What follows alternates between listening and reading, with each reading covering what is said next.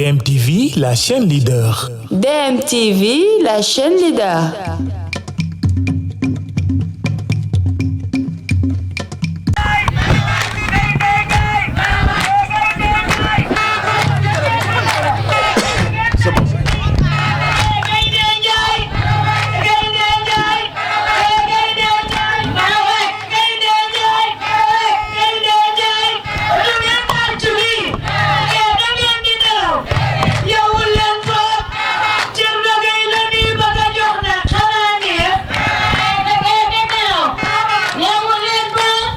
Masha Allah,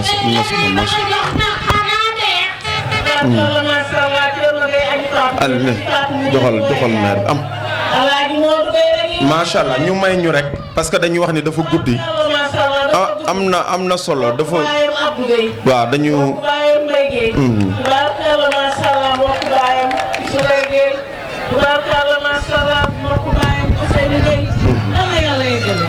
jërëjëf Masha Allah.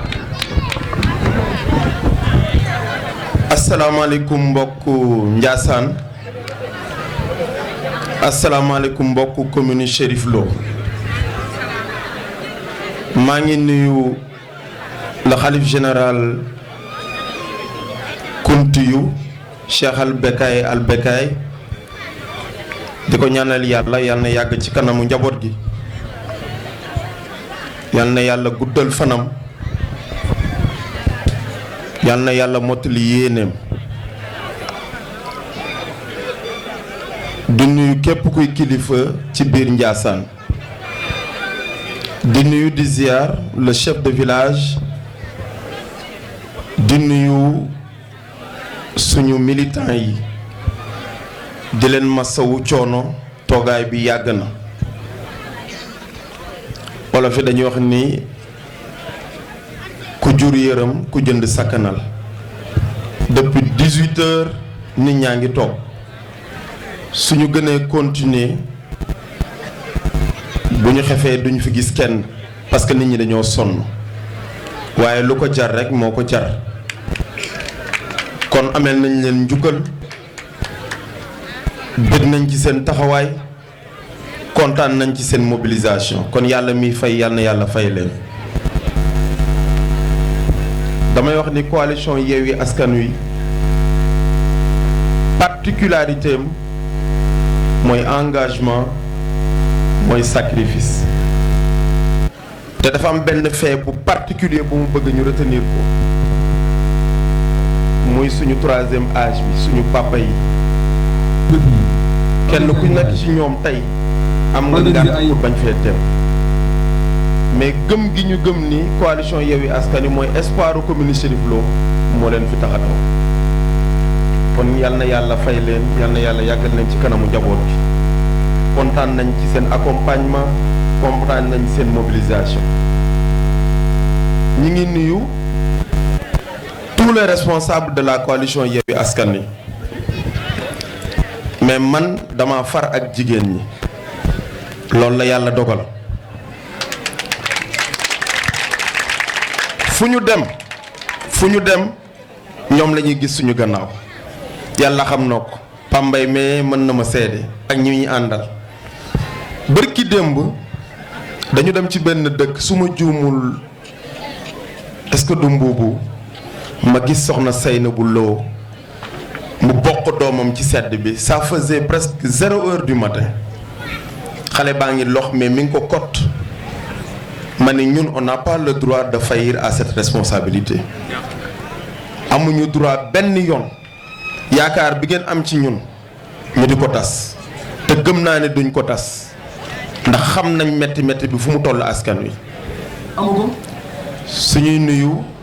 ñu jiital la coordonnatrice Fatou Kiné Aïdara. Elle ne l'a pas senti mais elle a été à la fois danseuse et chanteuse. dafa kontaan kon Fatou Kiné yal na yàlla fay la kontaan nañ ci yow du nuyu suñu soxna yu macha allah Nogay Camara ay ñoom umu benn ci kër gi ñoom ware macha allah ñoom soxna Penda Sidibé ñoom nu mu tuddati sax Seynabou ak ñoom Mariama Ndoy seen taxawaay foo ko natt weesu na fa ku ma tuddul mu baal ma ak soxna Mintu la discrète parce que dafa yaru. am nañ mbégte lu bëree bëree sëñ Tabib ñi ngi lay ziar ummi moom day coof rek sëñ Tabib ñi ngi lay ziar bu baax di la wax nga ziaral ñu képp kuy kilifa ci Ndiassane sëñ Ablaye Kunta dégg nañ message am déggoon nañ message am il n'a fait que réitérer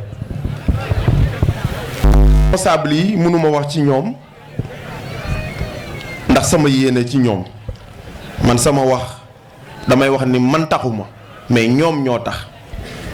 parce que dama gëm ni ñun bu ñu fexee ba ñu am cadre boo xam ni mën nañu investir seen xam-xam Chérif Lo dina ci gagné moo tax man sama objectif c'est d'être un tampon entre ñoom ak ñu mel ni Assane wala mu nekk un facilitateur wala mu nekk un médiateur j'ai pas un objectif pour être un maire wala conseil municipal loolu dugaluñ ci neexul a dégg guddi na ba pare parce que discours yi fi wàcc bu leen doyul dara du leen doy léegi rek am na ku may soufflé ni ma dafa am benn kilifa ci njaxate dafay faral di jonjonte ak moom daf ne ko neexul ba neexul ku yàlla nattuwul wala yàlla def ci leer ci xolam deful leer ci xolam moo leen di gis di leen bañ te loolu moo am parce que nag olof dañu ne wax ma koy àndal ma wax la yaay kan ñii ñàkk ñu fulla de ñii ñàkk ñu fulla am nañ xam-xam am nañ jikko te dama ne ñaar yooyu buñ ko dindee ci njiit suñu penc moom booy bu ñu tëdd nelaw te ñun nag bëgg nañu joyanti pour ñun train bi ñu war a war mooy jikko le doyen Abdou Diallo ñu ngi lay nuyu yenn saa sax gars yi tooñ ma ni ma Abdou lu mu lay bokkal wallaay bokkaluma dara parce que dama yëg ni ñun ay complexe lañ Sénégal ay complexe lañ dinaa ci ñëw ñun dañu jàpp ni tant que toogoo ci bureau takk cravate doon nit wala boo dee nit sam yaakaaruñ la pour suqali ko wala développement te loolu erreur monumentale la boo xam ne Sénégal war na ko corriger te ñun ñi nga xam ni ñoo am aspiration pour être des politiciens ci ñun la war a commencer tey boo demee aux États-Unis dañu ni ñi nga xam ne dañuy nekk ci bureau yi ñoom dañoo gëm ni ñooñu dañoo tardé ñoom technocrate yi ña nga ca àll ba soo leen gisee ak seen tenue doo leen xàmmee mais nag c'est la tradition occidentale tubaab bi ñoom ñoo ko inculqué suñu bopp mu jaadu nag ñu révolutionné waat suñu ay mentalité politique kenn du ko dunde politique fas la wu nit di war pour jariñ askanam engagement nag ku ne yaa koy wutal sa bopp dama dégg benn boroom xam-xam bu mag muy wax Albert Einstein bu wax ni le monde ne sera pas détruit par ceux qui font le mal mais par ceux qui regarderont faire mu ni àdduna ñi def lu bon duñ ko yàq mais ñi toog di seetaan ñi def lu bon ñooñ ñoo ko yàq je pense que ni loolu moo nekk la cause de notre combat politique doyen Assane Ndiaye ñu ngi lay nuyu di la sant Assane yow góor nga te ñuy àndal xam nañ ni yow góor nga ñun nag amul benn mbindeef bu yàlla bind bu fees suñu bët waaye képp koo xam ne gis nañ la ngor gi ñu bëgg di ci jéem tuuti ñu gis ko ci yow pare nañu sëgg pour nga war ñu ñun baadoolo duñu war ñun xooluñu alal ñun jikko la ñuy xool ak foo mën a soqi koo nag soo amul jikko boobu doo ñu war sëñ Babacar Sy nag da doon wax radiyallahu taala anhu les âmes honnêtes ne se cherchent pas mais elles se retrouvent man gëm naa ne suñu ànd bi c'est pas le fait du hasard yàlla moo ñu boole on était obligé de nous unir on était obligé d'être dans la même coalition man gëm naa ni baatin am na ci man sañ naa koo wax ndax lu bëree bëri kon yaakaar boobu yàlla bu mu tas yal na yàlla gën a cimenter suñu relation yal na yàlla gën ñu kattanal bu ma tuddee Ndiassane sama xel dem ci Khalifa Ka parce que ñun dafa am ay valeur yoo xam ne dañ koy chercher ci doomu aadama gis nga barigo diw bu feesee danaan tegg boo ko bërëngee sax doo dégg bruit man Khalifa boobu image laa am ci moom parce que dafa yaru il est modeste te beneen bi il est très dévoué efficace mais aussi engagé Khalifa tu es un produit très cher à la coalition Yewwi Askan Wi li tax ma koy wax bu doon suñu jëmm yi keroog bi ñuy sos coalition bi Khalifa du ànd ak ñun moom xam na li ma wax te am na ñu toog fii xam nañ li ma wax bu doon suñu jëmm yi Khalifa du ànd ak ñun parce que am na ñu ko doon tàllal loxo mais boobu am na fu mu teg bëtam Khalifa yàlla moo la orienté yàlla bu sa yaakaar tas. Je dis la même chose à travers la personne de Alioune Badara Machallah c'est un polyglotte ni muy làkkee arabe noonu lay làkkee anglais di ko làkkee français c'est ça la coalition Yewwi Askan Wi wala fi dañu ni àll jarul nawe mat ñu ni ah kay ndax àll toll na ni moom te amu ko am na yeneen kuréel yoo xam dañoo lànk te boo duggee ci seen biir da nga leen xeeb nawuñu suñu xam-xam mais ñun gëm nañ xam-xam moo yore àdduna loolu devoir la ci ñun ñu fexe ba nit ñi xam ni li nit ñi war a dabi du alal du daraja jikko bu rafet la ak xam-xam c'est pas pour rien borom xam-xam yi jotaay boo leen gis te jox leen ñaari loxo nitu yàlla yi foo leen fekk sukk ci seen kanam parce que xam nga ni ñaari yooyu moo fi nekk ñun loolu moo ñu boole. Bachirou Ndir du ma ko tudd parce que moom bëggul ko tudd Papa Diamé la même chose parce que li am solo ci coalition bi te c'est très important ma ni dama ni bépp kilifa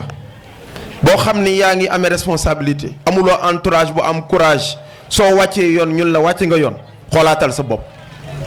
moo tax Serigne Cheikh Ahmed Tidiane Sy doon wax ni le problème d'un politicien sénégalais reste un problème d'entourage parce que nit sooy ànd ak moom bu la ñemewul soo wàccee yoon du la ko ñemee wax. et malheureusement heureusement loolu daluñu ñun la coalition Yewwi Askan Wi kon macha allah yal na yàlla gën a cimenter ànd bi yal na ko yàlla gën a dëgëral yaakaar bi gor yu baax yi am ci ñun yàlla bu mu tas te man gëm naa ni waa ji laal na suuf man gëm naa ni waa ji benn xottu taatam mi ngi ci suuf gars yi tooguñu de ñun tooguñu man nag sawaruma di wax sama bopp. mais j'ai fait une preuve dans la commune de Chérif Lo musuma toog fenn wax ci sama bopp virus la bu ma yàlla nattoo depuis université billaahi dama daan bokk ci amicale di xeexal ay étudiants dama daan gis ay étudiants personnes handicapées ñuy jógee ci àll bi di ñëw université amuñu logement ma dugg ci amicale yi billaahi loolu ma jóge université ma jóge fa ba ma ñëwee parce que injustice laa bañ naturellement loolu la ma yàlla nattoo moo tax ñiy wax naan Thierno Gueye loolu ça les regarde ça les engage mais man xam naa ban fibre moo ma animé ba mu jug te xam naa ni góor yi ma àndal itam xam nañ loolu te bu ñu jotoon ci commune bi man li ma gëm en une année on va changer le visage de la commune de Chérif Lo ñun loolu la ñu gëm. bërki démb bi ñu demee ci 22 villages gis nga xale yi ñëw fii wallahi yàlla moo leen wommat yàlla moo leen wommat ba ñu ñëw fii et on va changer la commune de Chérif Lo parce que gor ay gor bu ñu dajee waxante waxi gor yàlla dugal loxoom man gëm-gëm boobu laa ci am parce que nit booy wax ak moom wax ko dëgg booy wax ak moom wax ko li nga gëm ndax bis a ngi ñëw di nga daje ak moom te ku daje ak sa moroom bu gor waroo sëgg yow loolu dañ koy sauvegarder du ndomba tànk du daraja du teraanga amul lu ñu ko jaral mais nag nous connaissons les enjeux de la commune de Chérif Lo la commune va mal la commune de Chérif Lo va mal bu doon yaram ma ne 95% yëpp dañoo feebar waxuñu ko teg ko ci bakkan dañ ko wax parce que loolu mooy dëgg bi ñu amee xalaat ni dañoo war a dem ci élection yi ñun dañu gëm ni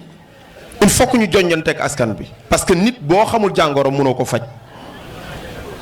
La démarche elle est participative mais aussi elle est inclusive ñu sol suñu dàll dugg ci àll bi gor yaa ngi nii ce sont des problèmes récurrents liñ lay wax problème mu yoon problème mu faju problème mu jàng mais pourquoi ñu théoriser wax ne acte 3 de la décentralisation parce que Chérif Lo commune la Chérif Lo commune la commune war na am xar kanam guy mandargal ni lii commune la. bi mu nekkee communauté rurale jamono yi ñoom Baye Lay Ndiaye ay ñoom Bapaate Chérif Lo am na loo xam ne doo ko fi xalaat parce que amuñu les possibilités financières def na benn trajectoire de 72 à 96 de 96 à 2014 Macky Sall jàpp ni dëkk yi nekk ci kaw gi war nañ leen a mën a accompagner yamu ci de mais dafa wax ni ña fay dund.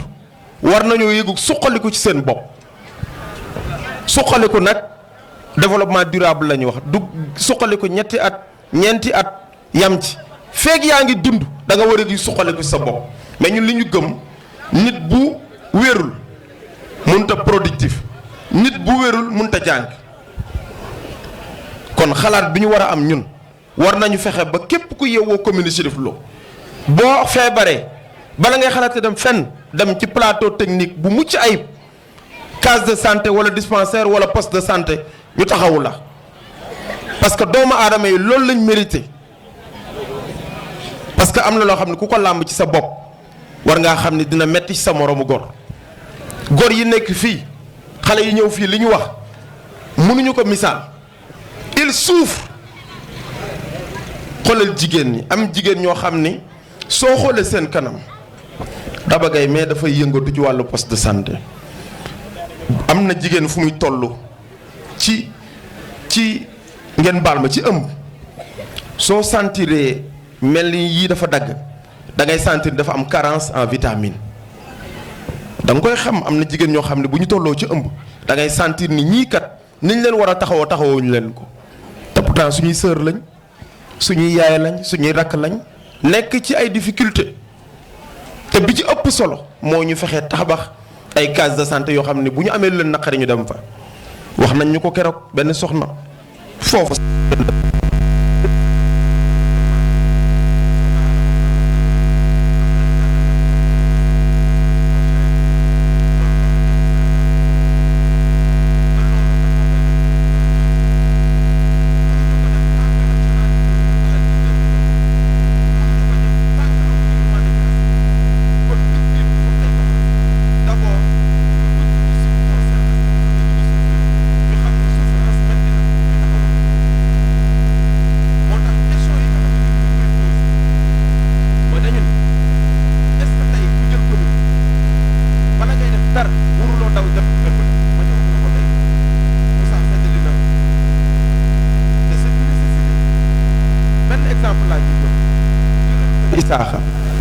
kër Isaaxa ak tali bi Pambay mi ñoo àndoon keroog matul 200 mètres boo fay dugg tu as d'énormes difficultés parce que suuf dafa bari latérite bi nekk fii lu mu ñuy jariñ soo demee lam-lam moo tax askan yi dañoo war a yeewu bañ ku leen nax parce que enjeu bi nga xam ni moo ëpp solo tey mooy fexe ba doomu aadama dund ci jàmm ci biir commune Chérif Lo te ñun gëm nañ ñi mën na nekk ne serait-ce que ñu rationaliser le budget Madia wax na ko 665 millions 200 000 francs suñ na ko voté def ay effort découvrir les 500 000 francs mais war nañu gox bu ne war nañ fa defar case de santé ñun soxlawuñu xaalisu commune Chérif Lo ñun dañoo gëm ni de manière prioritaire war nañu xool li nga xam ne askan moom la gën a soxla ñu taxawoo ko en une année on peut le faire Papa Diame aventuré woon nañu keroog bu ñu demee Kër Yoro ma koy laaj ni ko Papa Dia defal ma estimation case de santé nu mu tëdd classe équipée lu koy def Pape loo ma wax ku am 2 millions mën nga ko def 4 millions autant pour moi mais 4 millions soo ko échelonné durant la mandature suñu dëkk yi école waru fee ñàkk waa Kër Yoro jooy nañ ñu école nee nañ ren recruter wuñu en CI parce que amuñu benn classe ñun waa coalition Yewwi Askan dañu di dans notre programme chaque année bëgg nañu am un objectif de 2 salles de classe minimum selon les besoins parce que di nga ñëw ci dëkk mu nekk dëkk boo xam ne am na de la CI au nu mu tudd du CI au CM2 am na ci dëkk yoo xam ne dañoo tabax ñu am leen benn classe am na ci ñoo xam ay xiriñting lañu am li ñu tudd ay abri provisoire ba léegi am na fa te ñun dañu jàpp ni njàng moo yor réew kon loolu.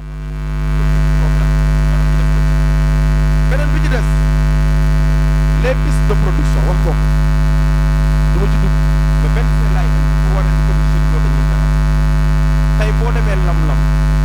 yaa ce qu'on appelle les sociétés extractives CEPOS mu ngi fa SSPT mu ngi bi ñuy wax suñ suuf si dañuy génne phosphate te phosphate boobu dafay ànd ak ay bloc latéritique suuf soosu tey moom la ñuy sotti ci yoon yi mu nekk ay piste bu ñu defee constat boo demee fii ci lam-lam sotti camion yi ñi def pointage mën nañu pointer une journée plus de 50 camions yu see jël fu ñu ko jëmee 50 camions yooyu est-ce que waruñu ko war a mën a dugal ci commune bi dëkk yooyu soxla woon ñu xëtal leen parce que dëkk boo ci dem gannus ba dafa baree bari ba nga xam ne ko dafa fa jaar wax ngeen ñun dañu ni suñu ñëwee en une année on va faire 5 kilomètres de piste de production c'est un objectif on peut améliorer jusqu'à 10 parce que nous avons les intrants nous avons les ressources ñu ngi fii bu ñu ko étaler sur les 5 ans ñun jàpp nañu war nañu mën a def 25 kilomètres de piste de production wala sax 50 te commune si boo ko jëlee dëkk yi gën a sori soo defee 50 kilomètres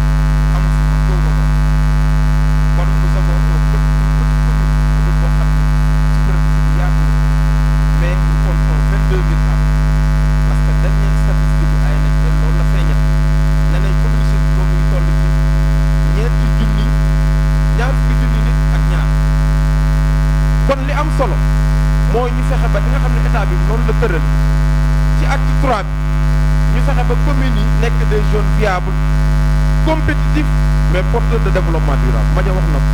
compétitif moom bokkuñu on est out on est classé 492e sur 557 communes boo jëlee juróomi téeméeri commune ak juróom fukk ak juróom-ñaar ñun ñooy ñeenti téeméer ak juróom-ñeent fukk ak ñaar parce que xamuñu priorité yi ñoom xamuñu li développement ñoom seen xeex yépp mooy maire bi moo fi def nangam olof yi nag dañu wax ni nit ñi may ko jën nga jàngal ko ñu nappe moo gën moo tax dans le programme de la coalition Yewwi Askan Wi dañoo jox une place importante à la formation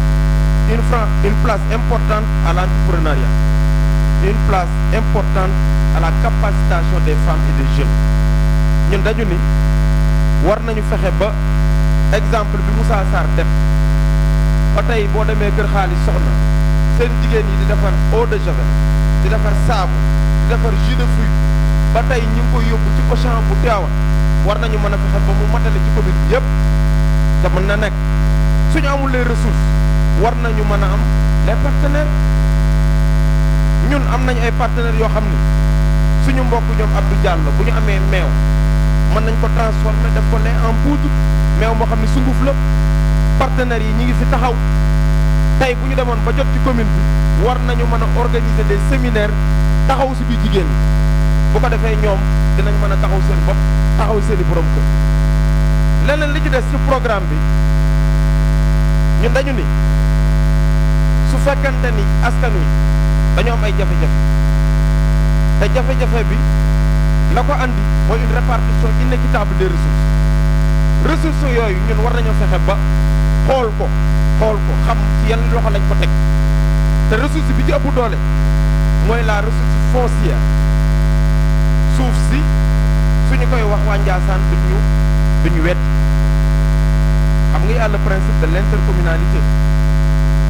Ndiassane ak Tivaouane benn lañu te ci yoon ñaari dëkk yu jigaloo bu dee bokkuñu benn commune war nañoo mën a jëflante loolu charte la bu ñu dugal ci acte 3 bi te ci jëflante bi ci ëpp doole mooy ñu fexe ba lu sa morom soxla soo ko ci dimbalee nga tànne ko ci nga taxawu ko ci exemple bi ci joxe tey commune de Tivaouane bu fekkente ni par exemple une année dañoo am des tables bancs yoo xam ne ëpp na ñoom seen bëgg-bëgg war nañu mën a geestu la commune de Chérif Lo à travers le village de Ndiassane de même que sur le plan sanitaire suñu mbokk Ousmane wax na ko ci poste de santé bu Ndiassane sànq bi mu koy wax dama toog ba mu yàgg ma ne ñun ñooy nax suñu bopp dama ni au-delà de la communauté au-delà de la mairie ñun ci suñu biir dëkk bu taxawaay amee problème yi mel leen war nañ ko mën a saafara te loolu laa gëm jëlal benn dëkk boo xam ne na fay yewwoo mat na 2 junni ay nit suñu dajale woon seen i dërëm war nañu mën a jënd ñetti lal wala ñeenti lal dugal ko fa rééquiper waat dispensaire bi parce que ñun gëmuñu loolu Sénégal lu mu gëm mooy toog xaar état mais état bi ku leen xaar di nga xaddi parce que amuñu vision beneen ci des tam amuñu yërmande ci askan wi litre diwlin 1400 ba 1500 suñu jigéen ñi wax naa ko na ma góor ñi baal góor ñi nañ ma baal waxuma ko pour tagg jigéen ñi dama ne nañu gën a bàyyiwaat xel jigéen ñi ay jàmbaar dëgg lañu te suñu marché yi dafa métti di nga gis jigéen buy dem marché di dukki nga naw 5000 francs ba nga koy jox donte góor ñi ay jàmbaar lañ fekk na la nga bëgg mënu la ko ci defal parce que le coût de la vie est cher ay gor lañu te nu ñu def dinañ la taajal añ kon nañ leen bàyyi xel loolu appel la bu may lancer sama mbokku góor yi jigéen ñi sonn nañu système bi noot nañu te loolu moo am ku ko làmb daj ko góor ñi nag ay jàmbaar lañu waaw ñu ngi ci transport bi secteur transport bi bërki dem ngeen di jooy moo tax seen doole xamu leen ko xëy nërmel économie bi une journée 2 journées réew mi perte 70 milliards ñu dellu siwaat ci commune Chérif Lo question yi ñuy soulever yépp réponse bi mooy engagement ñun ñi nga xam ni ñoo nekk dans les cadres politiques di doxal les politiques définies par nos partis politiques et nos coalitions ñi ñuy dooleel mooy yéen yi nga xam ne yéenay fal yéenay folli question yi ñu wax ci achat de conscience du ma ci dellu si parce que nag ku nangu ñu lay jënde 5000 francs ak 10 000 francs xamal ni bëy mi ngi jar 30 000 question boobu ku ne bu ko posé boppam dina xam lan mooy réponse bi am na ko ñu ko wax ci benn dëkk démb ganaar du gis kuy bojji di topp kuy taxani ma ne ko mais yow ganaar nga wax mais yow nit nga ñun ay nit lañu duñu ay ganaar kon suñu choix mooy une alternative politique une équipe compétente une équipe sérieuse ñu fexe ba askan wi jafe-jafe yi muy dund en 2 ans ñu yëg ni changement am na te insha allahu rabbi bu ñu yàlla kartanalee parce que moom rek moo mën bu ñu ko joxee ak équipe bi mu àndal wallaahi li tax ñu ne ñoom suñu jotee ci maire bi ñoom dañuy liggéey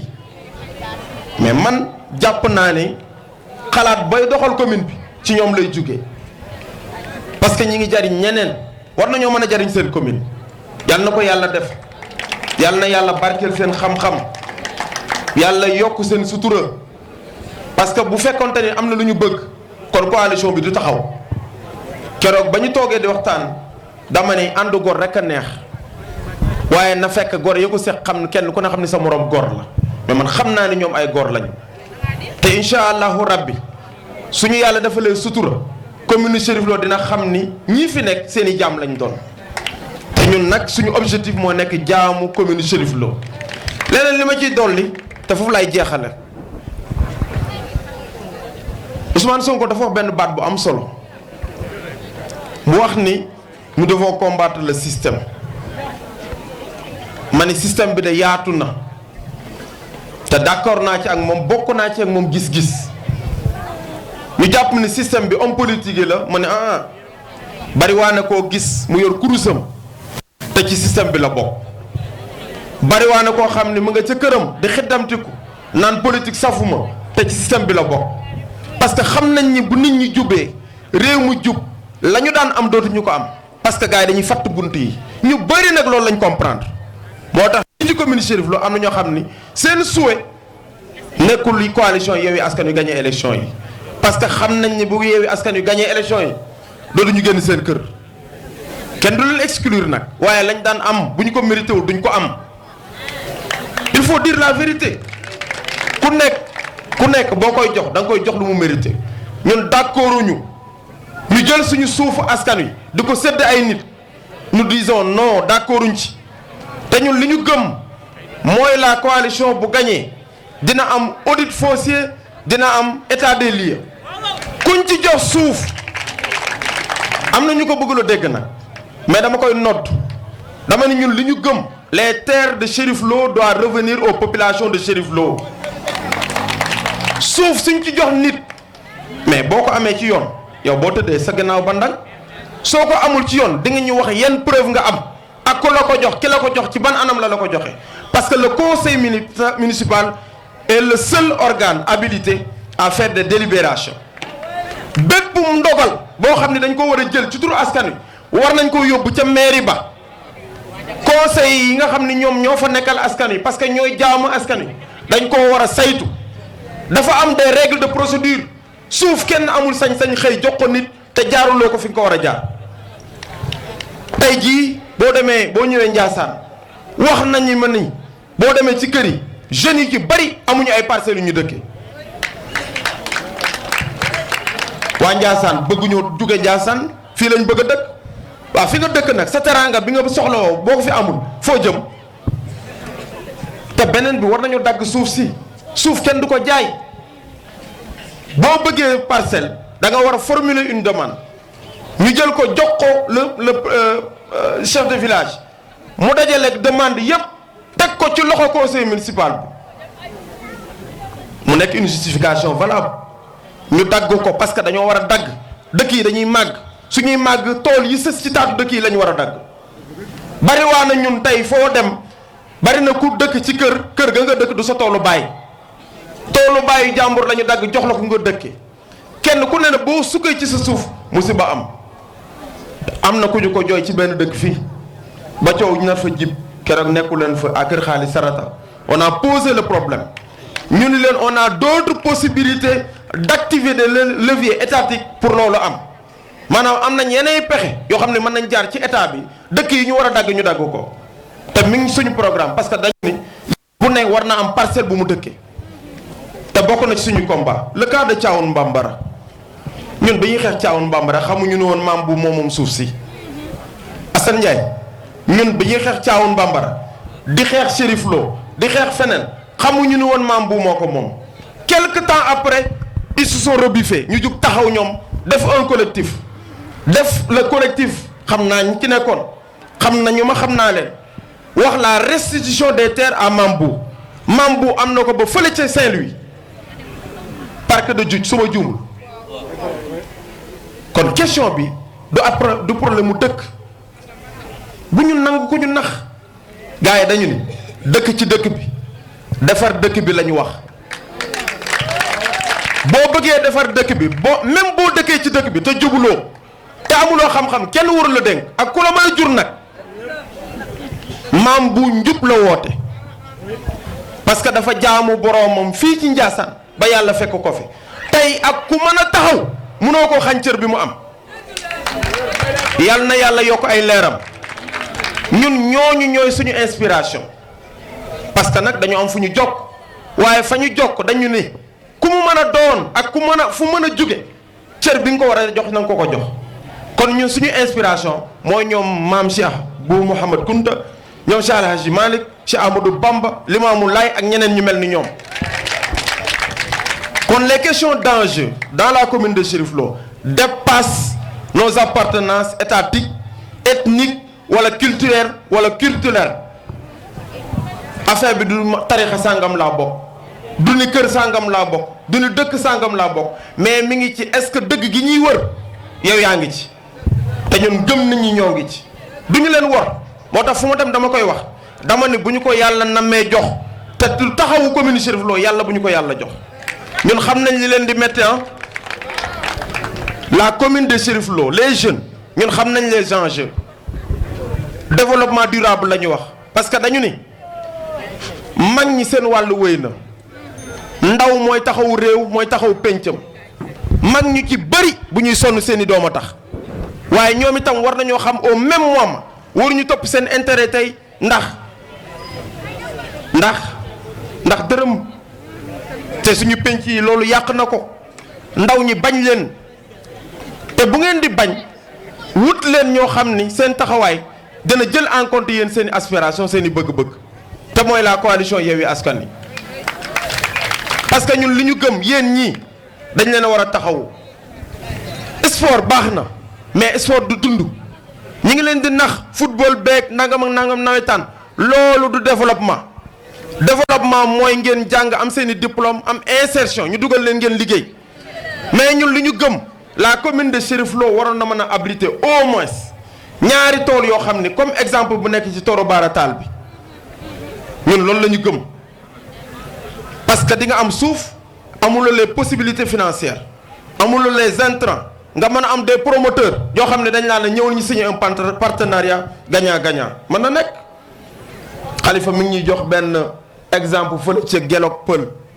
ah Khalifa du Gelog Pël fële ca wetu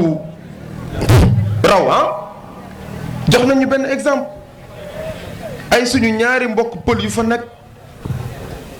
ñoom dañu yor ay jur yu ñu yor fexe nañ ba tey tubaab yi nga xam ne dañuy jóge bitim réew bu ñu ñëwee ci dëkk ba fromage sax dañ ko fay defaree boo soxla waa lépp lu dellu ci meew et ses dérivés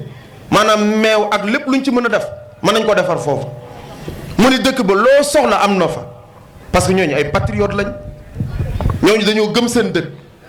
moo tax ñun ñu jàpp ne bu ñu amoon ñaari tool yu mel noonu war na mën a absorber le taux de chômage dans la commune de Chérif Lo parce que ndaw ñu bari tey ñi ngi taxaw waxuma nag ñaw ñi nga xam ne dañuy topp ci gannaaw gars yi di yappari bu ngoonee ñu jox leen 2000 francs ñu yaakaar ni ñoo rey golo ga fekk dañ leen di utiliser waxuma yooyu ndaw man ndaw ñi may waxal mooy ndaw ñi nga xam ne dañoo jàng am conscience am jom di sonn waaye système bi noot leen ba amuñu liggéey yooyu ndaw laay wax kon ñun dañoo jàpp ni bu ñu amoon ñaari tool ci commune bi signé partenariat mu nekk bail maanaam ñu loué suuf si ñoom mën nañ cee am ñun ñu am ci benn suñu doom liggéey ci suñuy jigéen di ci liggéey di am lu ñu def seen poche commune bi am lu mu ciy gagné duufal budget bi Madiaw tudd na sànq le budget de la commune de Chérif Lo ci principe bu élaboration y a ce qu'on appelle le principe de la sincérité bis bu ne ñu ne budget nga jël xaalis dugal ko ci benn secteur te fekk na warul dem foofu tey jëlal ñaari fait y a le fonctionnement et l'investissement je pense fonctionnement ça tourne autour de 338 millions ou 28 boo jëlee investissement ça tourne autour de 327 millions kon fonctionnement bi moo ëpp parce que ñoom li nga xam ni mooy jàppandal ñoom seen nekk ci ca biir mairie ba loolu la ñu gën a fullaal ka jafe-jafe askan wi njàng mi suñu école yi ci bëri tey jii war nañ leen a mën a accompagner outiller leen en ordinateur parce que fi jamono toll